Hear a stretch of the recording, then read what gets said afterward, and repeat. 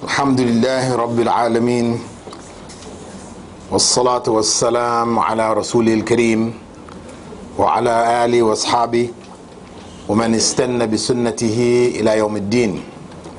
All praise is due to Allah, and may Allah's peace and blessings be on the last Prophet Muhammad sallallahu alayhi wa sallam, and on all those who follow the path of righteousness until the last day. The topic this morning is basically re-education of the Ummah. And the topic was chosen, re-education, instead of education of the Ummah, because of the fact that in spite of the ignorance which is so widespread among Muslims today, they think they know Islam. So it's not just a question of education, because they feel they're educated. They feel they have understood what Islam is. However, when the actual message of Islam is brought to them, we find them responding in the same way that the Quraysh, the pagan Quraysh, responded when Prophet Muhammad ﷺ carried the message to them. As Allah repeated, there's a verse Allah repeats in the Quran in a few places, where He says, وَإِذَا قِيلَ لَهُمْ تَعَالَوْا إِلَى مَا أَنزَلَ اللَّهُ إِلَى الرَّسُولِ قَالُوا حَسْبُنَا مَا وَجَدْنَا عَلَيْهِ آبَاءَنَا. If you tell them, come to what Allah and His Messenger have revealed, they will say, what we found our parents doing is sufficient for us. And that is exactly the same argument which they use today. If we say, listen brother or listen sister, this is what Allah said in the Quran, or this is what the Prophet ﷺ said in the Sunnah. They say, but our parents, we found them doing something else. What we found them doing, and their parents were doing, and their parents' parents were doing, this is Islam. What you're bringing here is something different. Yeah, it's Wahhabi Islam. It's something else. It's some kind of deviation from what Islam really is. So Islam has now become something strange. As the Prophet ﷺ had said, that Islam would begin strange and it would return to a strangeness. So give glad tidings to the strangers, right? So the true education of Islam today makes the average individual a stranger. He or she will be a stranger in their given communities because of the fact that ignorance has become so widespread that the truth of Islam now appears as falsehood. It appears as innovation and change. So this is the challenge that faces those of us who are awakened to the idea that we need to learn Islam. That the changes that we would like to see take place in the Ummah, in various parts of the Ummah, those changes cannot take place without following the same procedures which the first generation took to make those changes. There's no other way. There's no shortcut. There's no, other path that will do it. Of course, there are people saying there are other paths. We can blow up the World Trade Center and we'll get there. So they have people offering these other paths, but they're not legitimate paths. They're the methodologies of others, not of Islam. Where you don't agree with the existing rulings of that people are following, and then what you do is you get a group of young brothers, so you go off in the bush and get some arms from some channel, and then next thing we know you're coming back and shooting and killing Muslims in the name of reviving Islam. And shaitan, because this is not the way. Prophet Muhammad ﷺ, he could have, in the early days when the Quraysh etc. rejected him, He could have gotten, you know, some of the major Sahaba, you know, his uncle Hamza, gotten Umar ibn al-Khattab and that, and formed a small band and gone and assassinated all of the heads of the Quraysh. Could have done that, right? But he didn't do that. He didn't take that path. That was not his way. That's the way of the communists, right? Coup d'etat, they call it, huh? Cut off the head. Coup d'etat. That's there. That's Mao Zedong. That's, you know, Che Guevara and Castro. That's their methodologies. But it's not the Islamic way. So we cannot resort to these methods which are not supported by revelation. We ask Allah for Sirat al-Mustaqim, and then we want to follow some other Sirat. You know, Sirat al-Mustaqim is the one which Prophet Muhammad ﷺ followed, and the prophets before him all followed back to Adam. That is Sirat al-Mustaqim. That is the straight path that we're asking for. So, education or re-education of the Ummah requires us to get back onto that path. As Imam Malik had said, that the latter part of the Ummah would not be reformed by anything except what reformed the first part of the Ummah. What reformed the first generation? What turned them upside down? Changed the whole face of history? What did that is the same thing that can do that all the way until Yawm al-Qiyamah. As long as people go back to that way, then it is possible. What might seem impossible today, you know, America is so powerful, you know, the Western forces are able to go into Muslim countries anywhere they want and blow this up and take that over and topple this man and this one. You know, they're able to seem to be able to do anything they want. But reality is that they can't. They can only do what Allah permits them to do. And their efforts will not stop the rise of Islam. You know, as Allah said, they want to put out the light of Allah. But Allah will not allow them to do it. He will complete that light, that message of Islam will be completely available to people until the last day. Otherwise, then we become like the nations before us. You see, what distinguishes us from the other nations that came before, the nation of Prophet Isa, the nation of Prophet Musa, and Prophet Abraham, etc. What distinguishes us from them? We had a prophet, as they had a prophet. The message of their prophet was the same as the message of our prophet. I mean, they are brothers, right? As the Prophet ﷺ had said, the messengers are all brothers, one brotherhood. So, what then distinguishes us from them? What happened to them? They lost their way. The Jews went astray, the Christians went astray. So, why should things be any different for us? That we just go astray like the others who came before.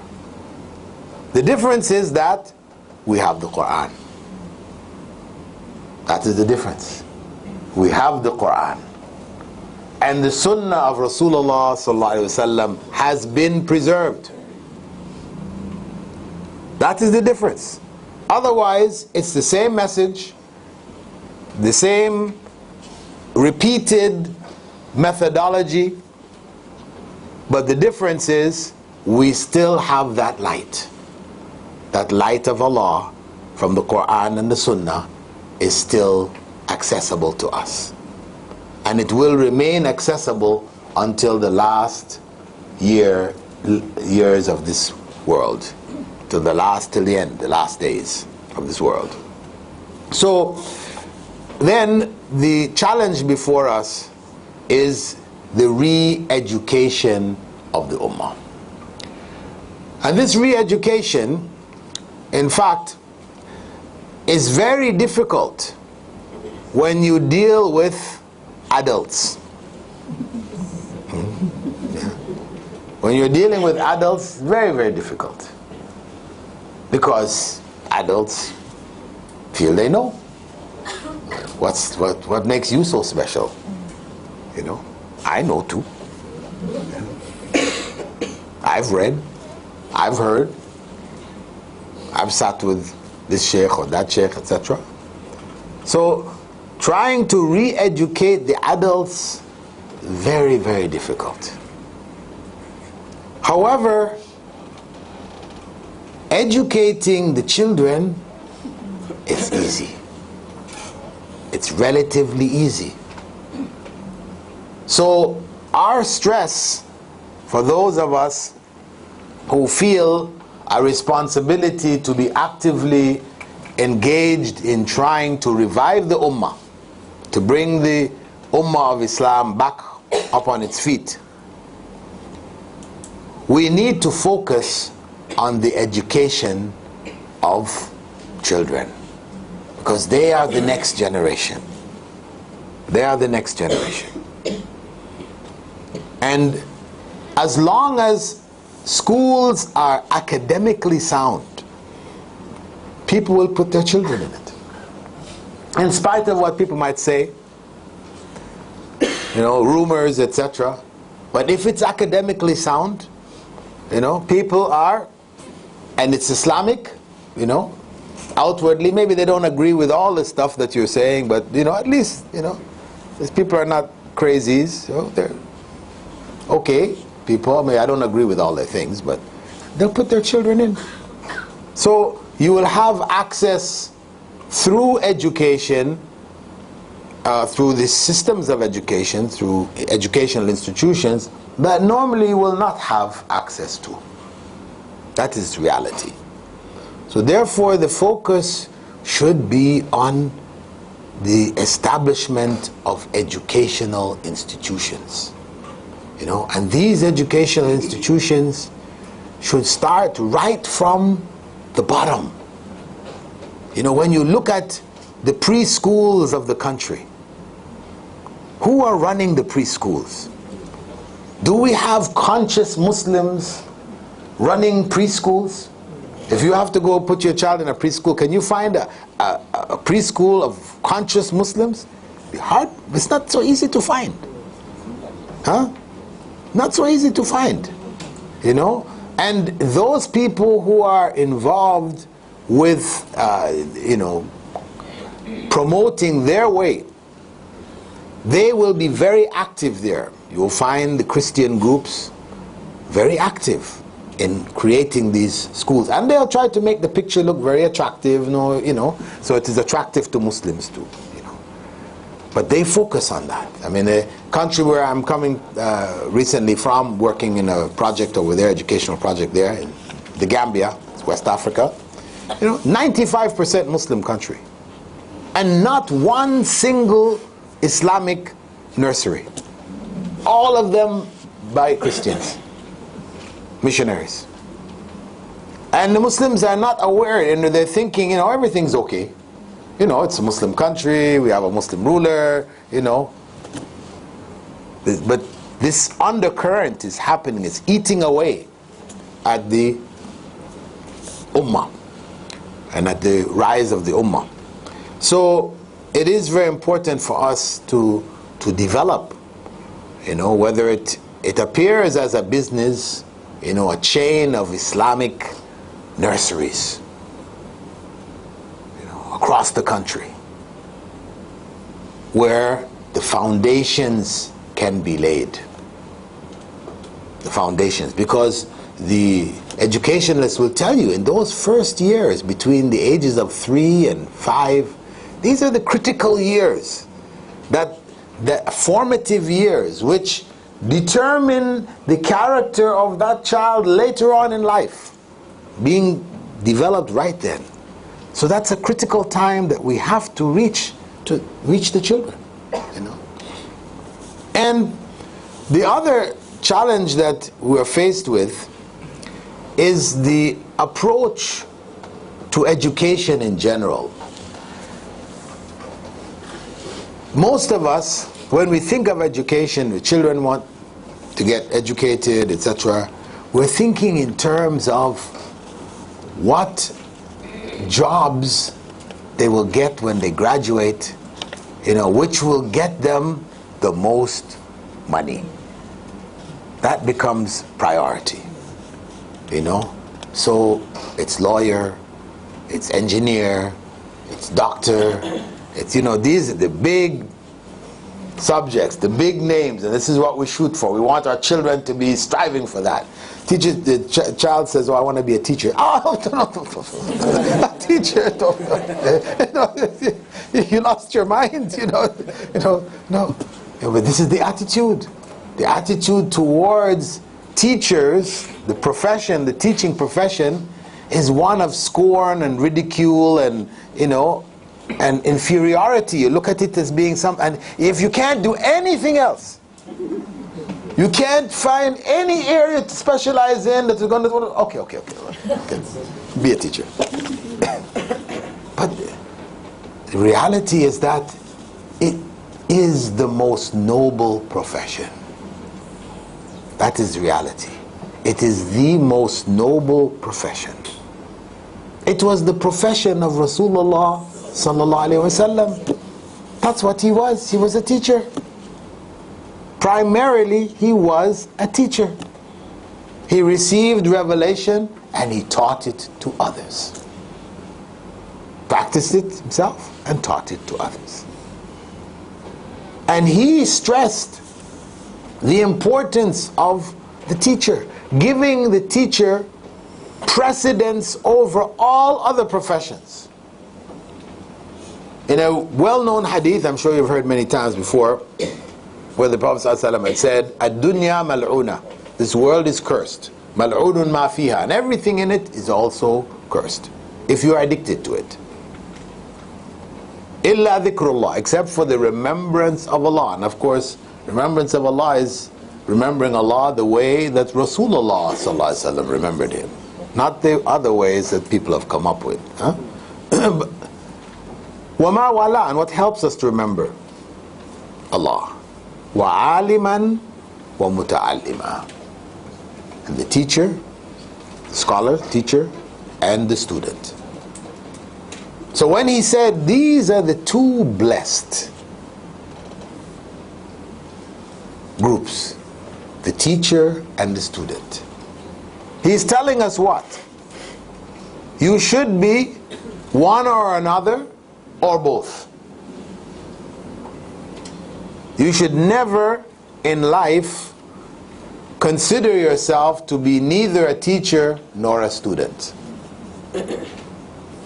I mean, that's when they put you in the grave. Okay? When they've put, buried you, okay, yes, that's it. But as long as you're living, then you should be involved in learning, it makes you a student, and you should be involved in teaching. So very, very important for us to bring that profession back to its proper place of honor, and to have amongst the Ummah the missing link which we have today, a glaring absence, and that is the alima. That is the glaring absence. We have ulama, we have many male scholars, but then we ask ourselves, in that first generation, how was it? In that first generation, Aisha radiallahu anha, she narrated a quarter of the hadith. She was the fourth most prolific narrator of hadith. So she was a leading scholar of the Ummah. Salama and others from that generation, and all the way down, even to Imam Malik, who mentioned among his teachers 5 female muhaddithat who taught him. So that was a generation where, you know, female scholars and female scholarship was present, was respected. Even in the generation of the tabi'een, right? This is the generation after the Sahaba. We hear of, for example, Ibn Sirin. Ibn Sirin, most people know about him because of a book of dreams which is attributed to him, right? And this book of dreams is mostly false. If you have it, burn it. If you have that book in your library, take it out, burn it. Don't let anybody else fall into anybody else's hands, because majority of the narrations are fabricated. They're not authentic, right? So it's not a good book. So Ibn Sirin, he's known. I mean, he was amongst the tabi'een, the scholars of the tabi'een also. However, most people don't know of Hafsa bint Ibn Sirin. Everybody knows about Ibn Sirin, but they don't know about Hafsa bint Ibn Sirin. His daughter. His daughter, who the scholars of that era considered to be superior to her father. She was considered a superior narrator of hadith than her father. But we don't even know who heard of Hafsa bint Ibn Sirin, right? So we have, you know, many other examples of that we need to revive. We need to bring back knowledgeable female scholars, because we, by not having female scholars who are capable to speak on behalf of Muslim women and what is, you know, womanhood in Islam is, and defend the positions of Islam, it's always men who are up there explaining. We really fall into the same trap that the West claims, that, you know, it is a male-dominated religion. Women are second-class citizens. They can't even speak for themselves. Yeah, the man is saying that, but what's the reality? You know, we weaken ourselves by not having our own representatives, those who can speak on behalf of Islam with knowledge. I mean, we do have people who are standing up and speaking, but, you know, they're speaking out of ignorance, and so they say wrong things and not good things. But we need to have scholarly females in this generation coming, the generation to come, who can speak authoritatively on Islam, you know, who can represent Islam in the various circles where we have to give dawah. I mean, dawah is not just on a very basic level. We have to be able to give dawah on all levels of the society. So we do need to revive the scholarship of females in the Muslim community. So the re-education process, it requires, on one hand, us setting up institutions which can absorb the young generation that is coming up now, reach out to them. We need to encourage our young people to go into the field of teaching, as this, in terms of dawah, is the most effective tool. Because the child and the teacher, you know, your child will come home and tell you something, you tell him, no, it's not like that. He said, but my teacher said.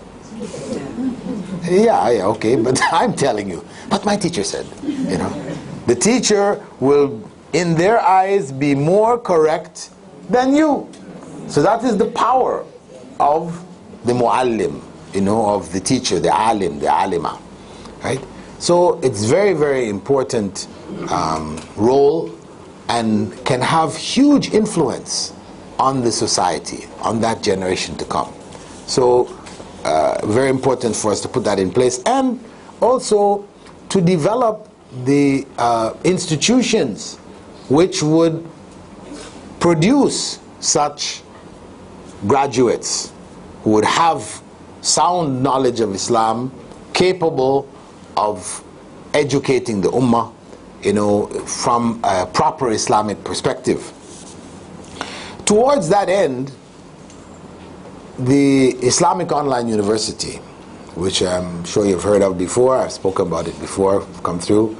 Islamic Online University, which does provide an opportunity for women to study Islam on a scale unheard of before. A chance that 20 years ago, 30 years ago was unimaginable.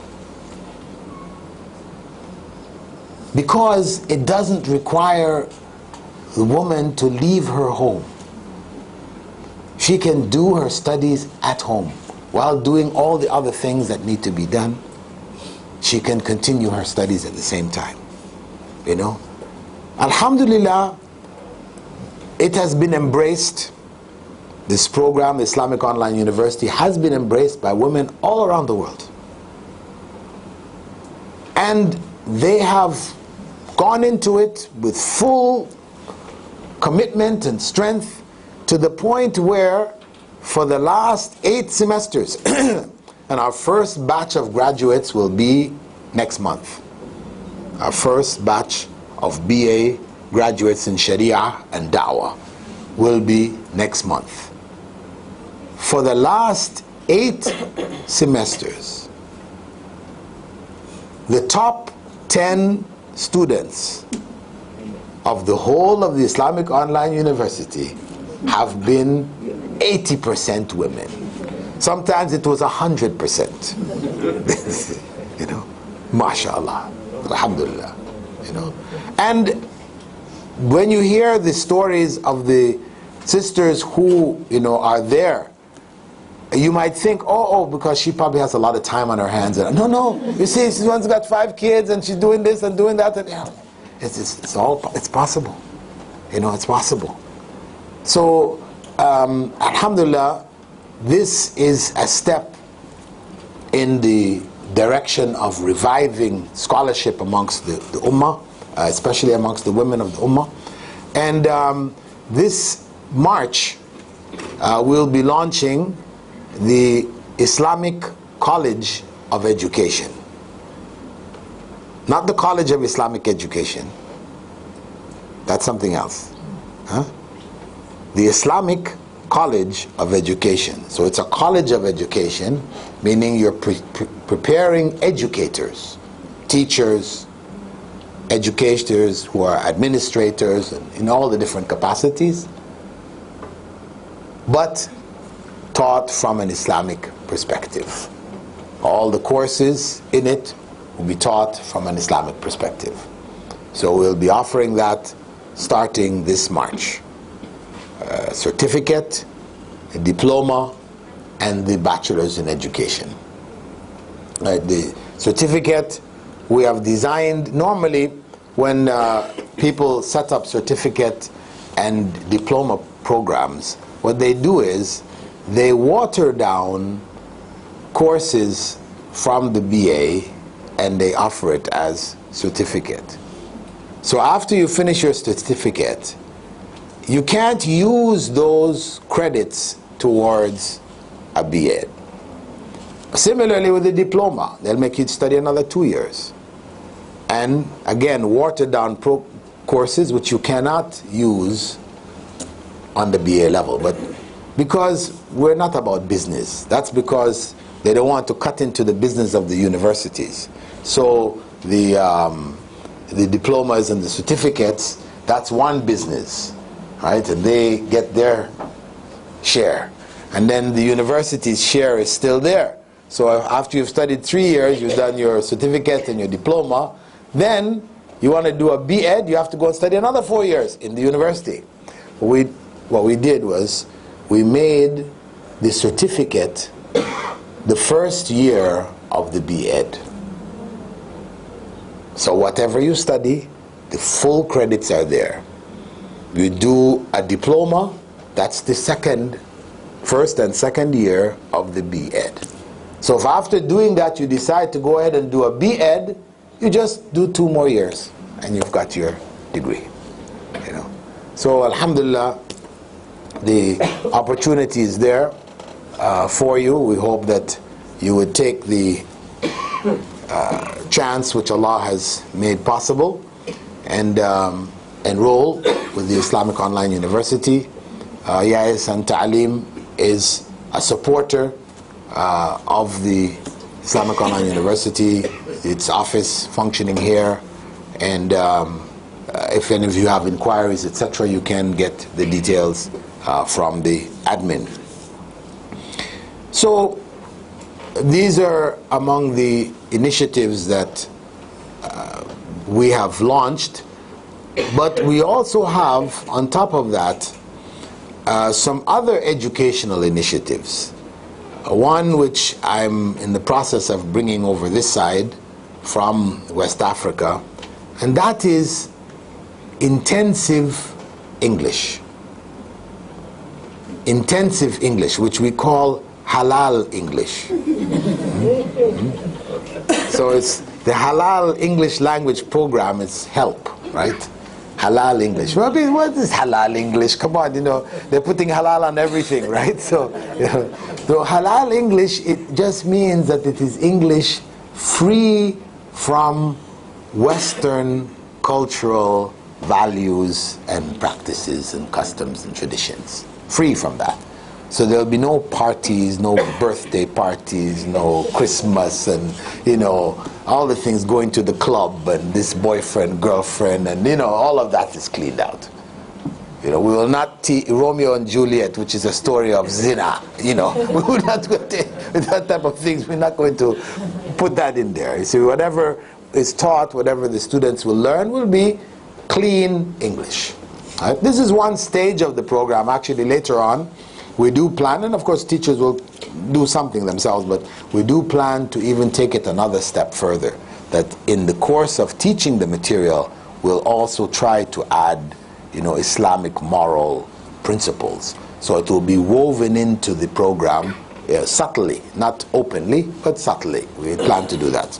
So this program, which we're providing for students who are graduating from Arabic Islamic madrasas in the Gambia in West Africa, who don't have access to tertiary education because the official language of the country is English, tertiary education is in English, so they graduate unable to continue their studies, you know. And opportunities for Arabic studies are very limited. So what we propose, this one-year program, which I call from 0 to TOEFL plus. Not just to TOEFL, but to TOEFL plus. It's a one-year program. We guarantee that the student who studies that full program will go from 0 to TOEFL. TOEFL is the testing which is used in the States, you know, for university entrance. TOEFL, they call it, right? So we're calling it TOEFL plus, meaning you will be beyond TOEFL. You will be beyond TOEFL. Why? Because the full program is 1,200 hours. 1,200 hours. The average TOEFL preparation program may be as little as 72 hours or 144 hours. One which is more extended. 3-month program, 3 days a week, 2 hours a day. 72 hours. And they prepare people to pass the test because that's what it is. So they know what type of things are coming on the test, so they just prepare you to pass that test. So you pass it, but what do you have actually? You know, there's still deficiencies there. So we're saying we're not going to cut any corners. We're going to give the students the maximum that we can give them in that period of time.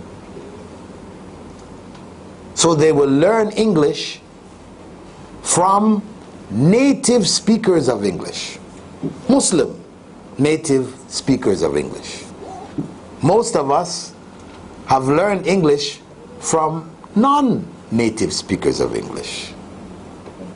Their English might have been pretty good, but they weren't native speakers. And they didn't learn from native speakers. And their teachers didn't learn from native speakers. So what does that mean? It means you have to go probably back to colonial times to find the first native speaker who taught. Then after that, everybody just taught everybody else. And so we developed here Malaysian English. Malaglish, right? A Malaysian version of English, which has its own peculiarities, etc. You know? But actually, though we get by, it's not as bad as some of the other versions, right? We get by, it's still not the best. It's still not the best. And, you know, as the Prophet ﷺ had said, إِنَّ اللَّهَ يُحِبُّ مِنْ أَحَدِكُمْ إِذَا عَمِلَ عَمَلًا أَنْ يُتْقِنَهُ. If Allah loves from each and every one of you that whenever you do anything, you do it to the best of your ability. So why should we have our students come through with, you know, that level of English? Why not give them the full thing? So this is the program that we are offering, and we hope to introduce it here in Malaysia also, in some of the Islamic schools, and hopefully, inshallah, it will also make a difference, because, you know, one of the things that people usually say about Islamic schools is that they're inferior. You know, the product that comes out of it is inferior. Academically, it's inferior. So if our school is known to produce students whose English is impeccable, that in and of itself is da'wah. That will be da'wah done without you having to say a word. So, inshallah, we hope that this program would also be embraced. Yayasan Ta'lim is helping us to make it available to other institutions here in the country, and we hope that inshallah it will be a part of the change for the future. And the other new initiative which is developing, and it is something which inshallah should have also an impact here on a fairly large scale, and that is the translation of the Islamic Online University material into Malay. Of course, the project, because this is what brought me to this part of the world again, most recently, not that I didn't want to see you all, but what brought me was an agreement in Jakarta, in Indonesia, by one of the dakwah organizations there to take on this big project of translating, because the Islamic Online University has students in Indonesia, but there are not that many, because English there is particularly weak, you know, and to crack that barrier, very difficult. So it became quite obvious that the best way to go was through the translation. Of course, Yayasan was telling me, oh, you better go with Malaysian Malay, you know, this Indonesian Malay is, you know. I said, yeah, I mean, I understand, but reality is that the Ummah of Indonesia is 250 million people, you know, so when we have to weigh that and weigh this, we have to go with, you know, what is most practical here, you know. So whereas, I mean, we do have access in English here and so on and so on. But inshallah, you know, once it gets going, we would hope then at a later point that the Yayasan Ta'lim would help in developing a Malaysian version, you know, to take care of those differences that exist between the two dialects of Malay. But that is the other major initiative that, you know, is currently underway. We also will be launching in March the Masters of Arts in Islamic Studies. You know, we'll be starting our master's program. And in case you didn't know, for those people who already have a degree in other fields, and they prefer to go into the master's rather than going and studying the BA again, we do have what is called a higher diploma, where you study for 3 semesters, that's a year and a half. You study the cream of the BA program, and that will allow you to transition into the master program, masters. So that, just so you should know that that is an option for those of you that maybe would like to study on an MA level. But although some universities will take you in, you know, you want to study masters, come. But the point is, you don't have any background, what are you going to do? You know, so we're saying, practically speaking, this is the principles which is used by Omdurman Islamic University, that's the, you want to get into the Islamic Studies program, then you have to do the bridge program. So this bridge summarizes the core courses of the BA, gives it to you in an intensive form, and then that helps you. You can't say really you have prepared yourself fully for the masters, but at least you know what's going on, right? And you still have to work much harder to get through the master program. So that summarizes the ideas or thoughts that we'd like to share with you this morning. Back to our original topic, the re-education of the Ummah. We said it was re-education rather than education because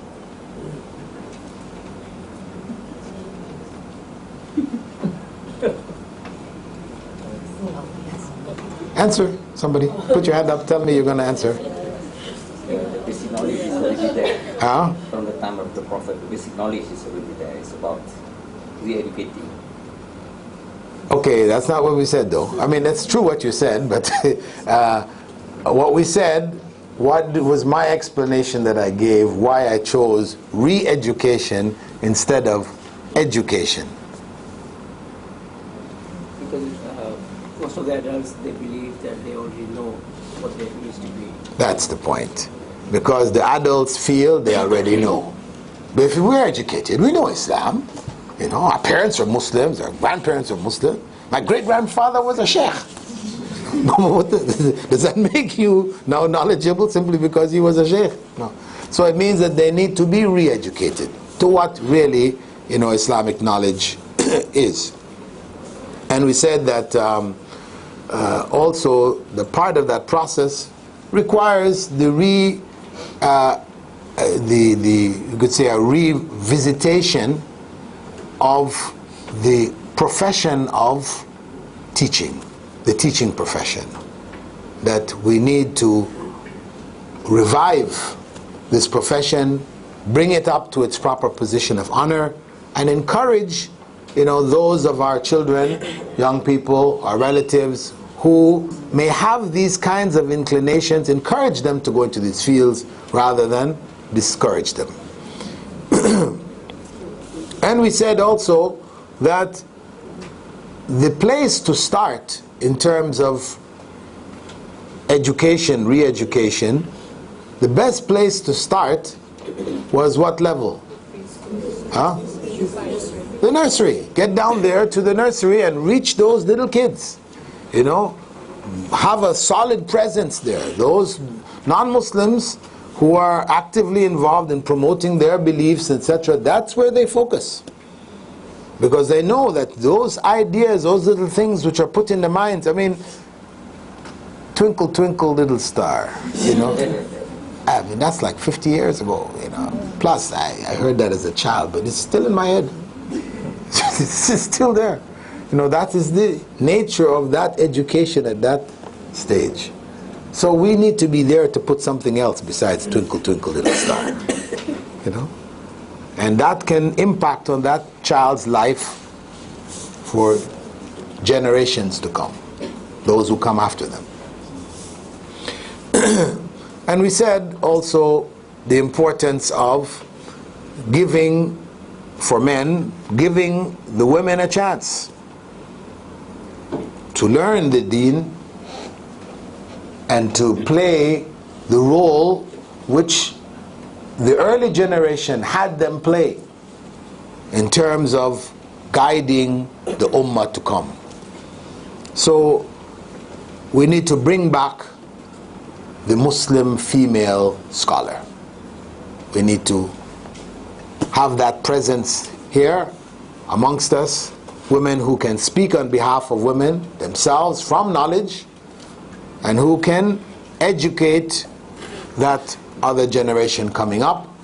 And one of the things that you may realize or may not realize is that the education, for example, memorization of Quran, in many countries, and I guess it's the same here to some degree, the education of the Quran is often taught with what? A stick. With a stick. And when you ask, okay, why don't you have female teachers for the Quran, for the little kids? So because they're too soft. They won't hit the kid when the kid needs to be hit, and they're too soft. But actually, you see, by removing the women from that process, and women are most compassionate for the young children, and we now leave it to the men who are harsh, then this is why we have got this product. We've inherited this product now, where it is standard all across the Muslim world.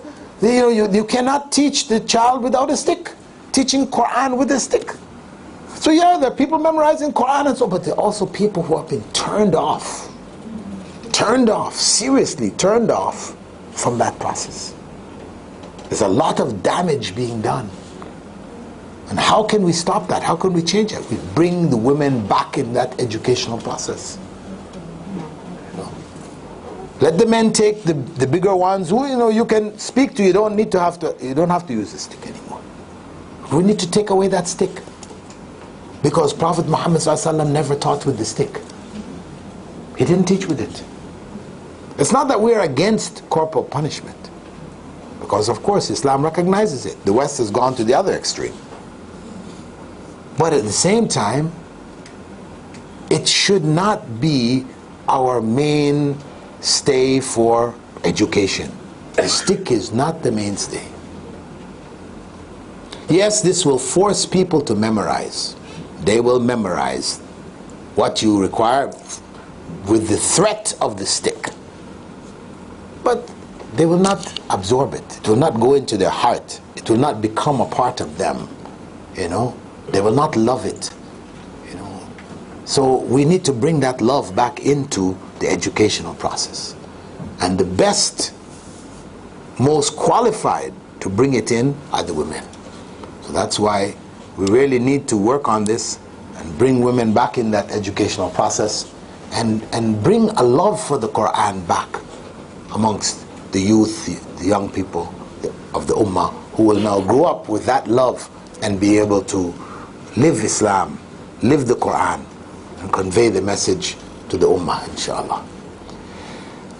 So, inshallah, I don't know what our time situation is. We have a few minutes for questions and answers.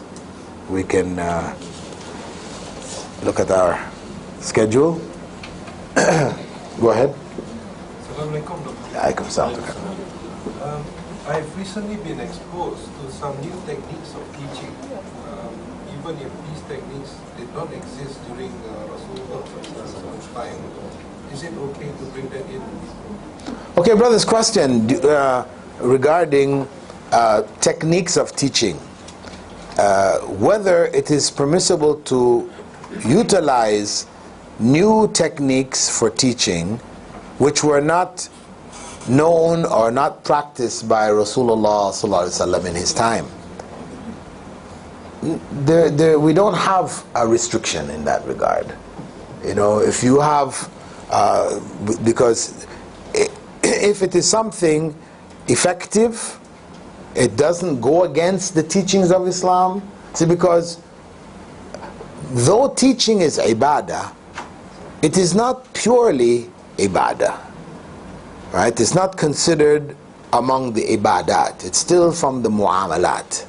And the general rule in mu'amalat, governing mu'amalat, is that they're all permissible except those which were specifically prohibited. So we look at it from that perspective, then we'll say it is permissible.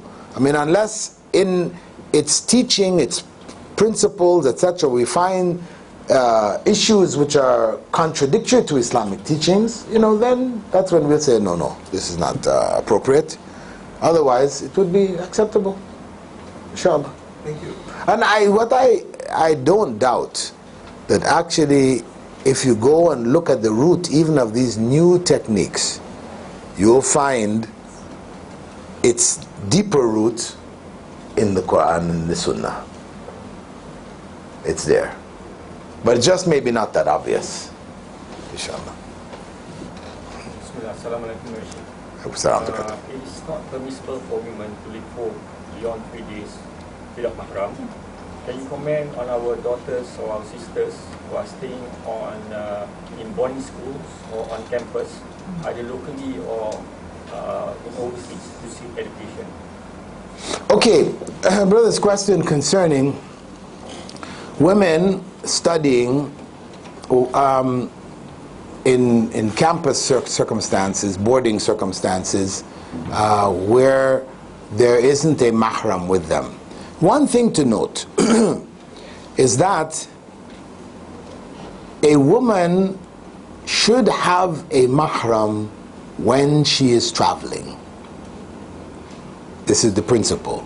She should have a mahram when she is traveling. This is for her protection. For her protection. Protect her from harm. She should have a mahram when she is traveling. The Sharia does not require a mahram for residence. There is no requirement of mahram for residence. So if in a school here, your daughter is in residence with other girls, etc., there is no mahram requirement. As long as you confirm that the circumstance is a safe circumstance, then that is permissible. In terms of travel, where you accompany her or somebody else accompanies her to that location, she enters into the residence, then that requirement is fulfilled again. You go and pick her up when she's coming back, etc. What is a good way to start educating children about Islam when they are between religions? Mother and father are divorced, one is Muslim, the other one is Christian. The Christian is very against the teaching Islam to the kids. Well, of course, this type of question, requires more details.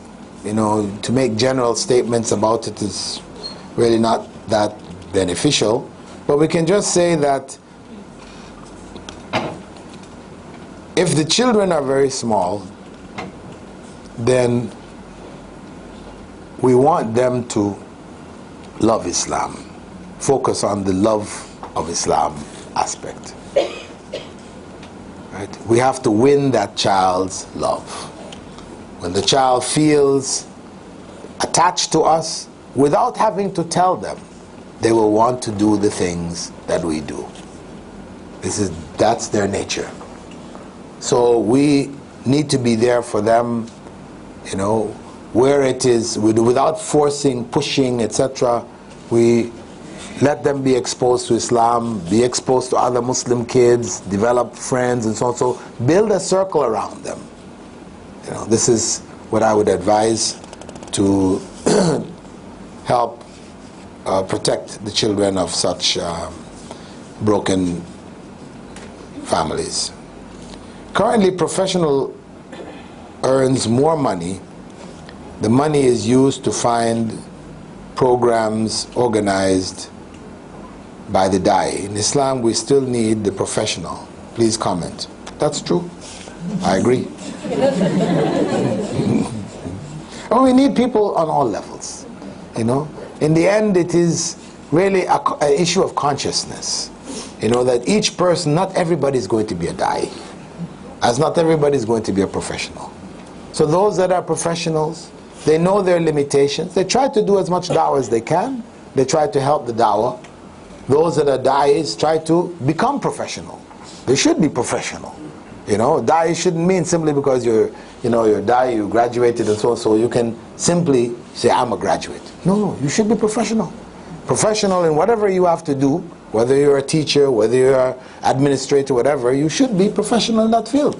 And if in the course of your study you didn't study administration, you didn't do any studies in administration, but now you're being asked to be an administrator, for you to just go ahead and say, okay, you're going to mess up people's situation, isn't it? You should go and take a course in administration. So you should be professional in that sense. Assalamu alaikum, Shaykh. How do you get parents of the urban poor to be interested to support their children in education? For example, we currently run a library at the local surau, and we realize along the way that the parents are not supporting the children. We teach English to the children at the said library. Okay. How do we get parents of the urban poor to be interested to support their children in education? Well, to get their support, they need to see value, because that's what they're going to judge things on the basis of. You're poor, what's the value in going to that? That's going to improve our situation. So we have to educate them to understand the value of that education, that they would then give support to the children. I know some programs where they have the children, working. And so you want to educate the children, you want to take the children out, that's a working hand that they're losing. So in such cases, you may have to give the parents some kind of compensation so that you can access to the children. So it will vary from circumstance to circumstance what steps you have to make, but in the end, the parent has to see value. That's what they want to see. There's going to be some immediate value. We can see clearly, yes, this is beneficial for their family who are struggling.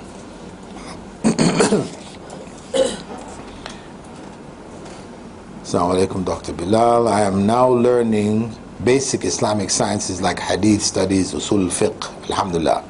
I can feel the benefits of studying them, but I'm not sure how I can benefit others. I can't really teach what I've learned because I'm not competent enough.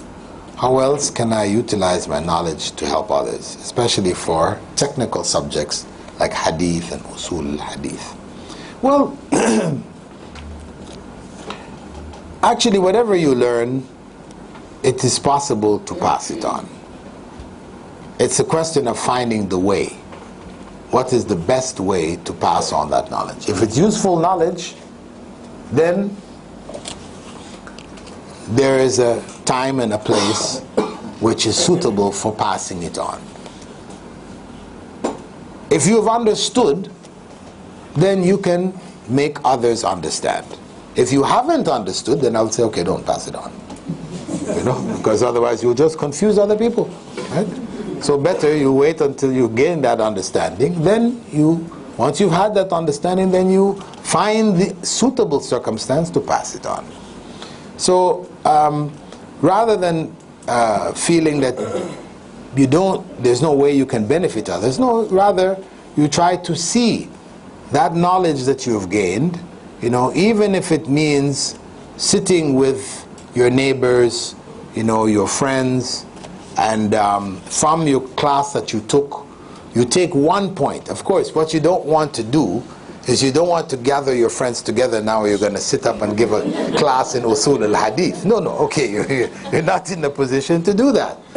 But you can take from your class a point or two, which are important points, because every class there will be some issues which arise which you can share. So that's what you share with them. The important point, what is most important. Rather than this, so you are making a summary for them and just giving them what is beneficial to them. You know, you're studying about hadith, you know that people attack hadith. You have the people who Quraniyun, they only follow the Quran, right? You have these people out there, and people have something of a distrust, you know, hadith. Oh, we don't know these hadiths, so many hadiths and daif and this, da. So what we can do, whatever we can do to give them something to revive confidence in the hadith, you know, in the science of hadith, that is not as vague or as imprecise as people make it out to be. You know, it is a definite science and so on. So you can take some element of that and show, look at this, you know. The scholars did that. You know, they were the criterion which the scholars used to accept hadith. If we were to apply it today to the newspapers, you'd have to shut them all down. Right? It's all hearsay. Newspapers, right? No, the requirements. You know. So like this, I think you just don't think you have to teach the whole class. Just take from it something and share. How do we help nurture students to be good teachers of Islam? If we are ourselves teaching them, then we try to be the best example to them, and to give them an opportunity to teach their classmates.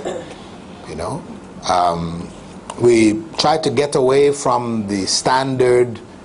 Children are sitting, teacher just, you know, they just be quiet at the end. There's no interaction, giving them a chance to express themselves. How we help them is giving them a chance to express themselves, letting them explain something. How can we inspire our youth to take up the teaching profession? Well, for one, I think by establishing institutions where we pay people well, you know, from that perspective, that can reduce the negative view towards the teaching profession. And then by taking the youth to gatherings where there are good speakers, etc., and they get to experience, you know, a good presentation where they feel, you know, wow, I'd like to be like that. Always, you know, they feel some kind of ideal, they see an ideal that they can strive for. We recognize the importance of starting young. So shall we be hearing of programs for kids online, programs focused for 3 to 5-year-old kids, or even younger? Well, yes, I neglected actually to mention that one of our initiatives which brought me here also to Malaysia was the launching of the International Islamic Online Homeschool. You know, so we're in the process of getting that established now. So this is something people have been asking for all over the world, and it helps to fill the gap where many people can't put their children in regular Islamic schools due to a variety of various factors, that if they're prepared to teach at home, and it's teaching at home with help. It's not just telling you as a mother, go teach your kid. You know, I'm busy, I have to go out and work, now you teach. We don't want to put them in school, you teach. And you've got no teaching experience, etc. So no, we have the online, Islamic online homeschool will provide teaching material, teachers who will teach, support for you to help you in teaching the children. So that's a project which we are also working on. So I have one question. as the founder of Islamic Online University, there are some traditional Muslims in this country who commented that you cannot learn Islam online, because they said that Islamic knowledge should be passed down by talaqi system. You know, you should have to be sitting down with the teacher and learn from the teacher face to face. So, what is your comment on these remarks? Well, yeah, the question, just to clarify the question, for those people who say that the only way to learn Islam is by what they call talaqi, that is, teacher teaches the student is present, you know, they get directly from the teacher. This is the only way to learn Islam. So therefore you can't learn it online. That's a person who doesn't understand the technology today, because what is happening in the online university is talaqi also. It may not be the way where that teacher learned from his teacher, and so, you know, you become a part of a particular chain, an obvious chain or whatever. But the point is that the one who is teaching is seen, is heard, passes it on. There is a live component where the tutorial assistant has direct contact with the student. So it is combining something of the talaqi system with indirect conveyance of the information without that person necessarily being present. And in fact, it is an extension of books. It is an extension of books. Because when you study a book, is the teacher there? So if the person says you can't learn except by talaqi, it means you can't learn from a book. And we know that's not true. That's not true. So this is even a step above that of just learning from a book. And it is true that if you only learn from books, you know, as the scholars of the past used to say, that man kana shaykhuhu kutuba kathura akhta'u. Whoever's shaykh or shaykh's teachers are books has a lot of mistakes. Will have a lot of mistakes. Why? Because you can't ask the book a question. Right? Whatever you read, either you grasped it or you didn't grasp it, you come to a conclusion. It might be a wrong conclusion, and there's no way for you to check it. So that is where the danger of only learning from books lies. However, our online program combines the recorded class, which is like learning from a book, with live classes. So there's a live element that ensures that the proper understanding takes place. It gives the student a chance to ask questions from somebody of knowledge.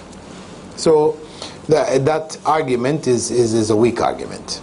And it's the argument, actually the argument which has to do for memorization of Quran with tajweed, the tajweed system. This has a place, because this goes down to pronunciation, you know, and you do need somebody present there to correct your pronunciation directly, right? So this is where the importance of talaqi takes place. But they have expanded it to everything. And this is actually the Sufi way. And that's really what is at the core of it, you know? Like, if you don't go from your sheikh to his sheikh to this sheikh, and you know, that is because that's their system, and that system takes precedence over all else for them. Because you bring him a hadith, but he says I have from talaqi from the sheikh, that's superior. you're reading a hadith. I'm coming from my sheikh, who came from his sheikh, who came from his sheikh, who learned from Khidr. And then on to Rasulullah sallallahu alaihi wasallam. You know, I mean, it's like their claim, right? But that's sort of what's behind it, you know. And on the surface it appears, yes, the idea of talaqqi, but behind it is this other methodology which they want to promote. So they try to put down the other systems of learning by making that claim. The degree program you're starting from March for the educators, would that require having the Islamic studies degree? No. For the program, the Islamic College of Education program, BA program, you don't have to have studied, you know, Islamic studies before that. Whilst you're studying it, you will be given courses in Aqidah, in Fiqh, in Hadith, Tafsir, etc.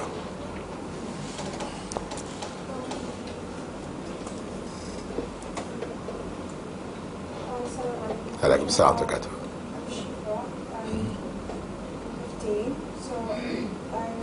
I'm studying in a school. It teaches the and it educates people, it teaches people how to teach other people. But the problem is, my school, they don't have a certificate. So I'm interested to enroll in this university. So the problem in Malaysia here is we have to take this exam before you go to a university. It's called SPM. So what if I don't take it? So can I still enroll in the university? As long as you have your high school, you're a high school graduate, then you can enter into the course of study. So there is a certificate required to enter? For high school, yes. Because BA standard, the BA standard is for university accreditation. You know, everybody is required to have a high school. So the school you're studying in has no high school certificate? No, because they don't encourage us to take the exams, but they don't encourage you to take the exams? Yeah, I mean the national exams. They just, after you learn there, you get to teach there as well. Like after you learn, you teach what you learned.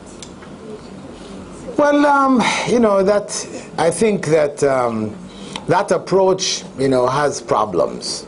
Really, the idea of teaching there after learning there is not a bad idea, but the idea of not taking the national exams and getting your certification is not a good idea.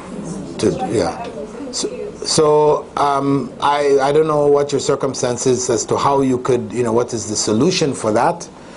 We will be offering what we call a GED, which is a general education diploma, for those people who didn't finish high school, that they can take this course, and then that will give them a high school equivalency, which will allow them to go ahead and do their higher studies. Yeah, inshallah.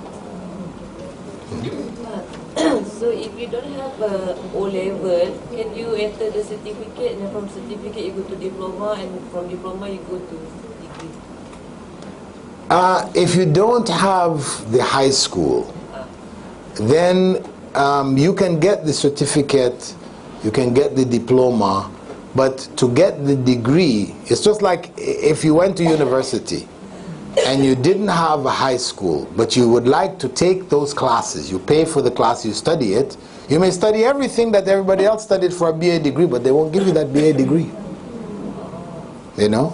So you cannot consider adult student? Well, this is why we have the GED. We're instituting the GED, so that for adult students who would like to further their education, they didn't finish off grade 12, they can just do this one-year course, and they will be able to go ahead and, yeah. Your Gambia experience sounds fascinating. I'm just wondering, just curious to see whether Was it an initiative of the administrators of Gambia? Was it your idea to educate the nation that way? It was my idea. I mean, they were trying to work out some other routes or some other options, and it came to me that this was the simplest solution. So I proposed it to the schools, but the schools were themselves economically deprived, they're weak, so they couldn't take it on. And then I approached the Ministry of Education, and they embraced the idea, supported it. Alhamdulillah. What age do you have to the I'm not certain the exact details. Actually, we're going to be putting it up soon. The educators who are involved in that I know there's a particular age. I don't know whether it's 17 or 19 or something like this. So it's going to be online? Yes, it will be online. But you know, any of our courses that we offer online, the possibility for it to be offered offline is also there. We will have that option for those institutions that would like to offer it offline. Inshallah.